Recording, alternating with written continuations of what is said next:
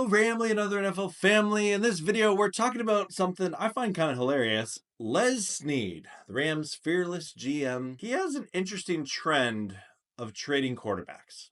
I mean, if you look back at the history of the Rams since 2012, when Snead became general manager, he's done a lot of trading for quarterbacks. Since 2012, the Rams have had 15 different starting quarterbacks that have started at least one game. And of the 15, 4 of them were former number 1 overall picks. Of the 8 quarterbacks who have started at least 5 games, 5 of the 8 were involved in a trade of some kind. So today we're breaking down Snead's quarterback flipping frenzy, the biggest trades, and figuring out why this man treats quarterbacks like they're on clearance sale at a Black Friday deal. Before we jump in, hit that like button, subscribe, and unlike the Rams quarterbacks, I'm not getting traded anytime soon. I don't think. Let's start in 2015. The Rams traded a 7th round draft pick to bring in an old friend, Case Keenum. Now, Keenum was never supposed to be the guy, but he was more of like the dude you have at the quarterback position until you find the actual guy. On the same day, in 2015, the Rams pulled off a classic quarterback swap, trading Sam Bradford to the Eagles for Nick Foles, and somehow Snead finessed an extra 2nd round pick and a 4th rounder out of it as well. At the time, Foles seemed like a good move. He was fresh off a Pro Bowl season. He had a magical 27 touchdown to 2 pick year, and it looked promising.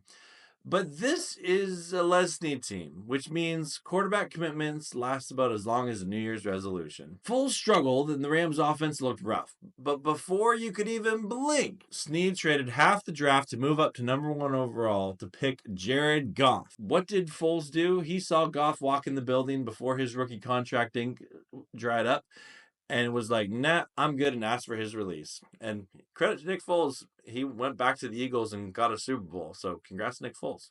The Rams traded for Jared Goff in 2016 in hopes that he would be the Rams' long-term solution at the quarterback position.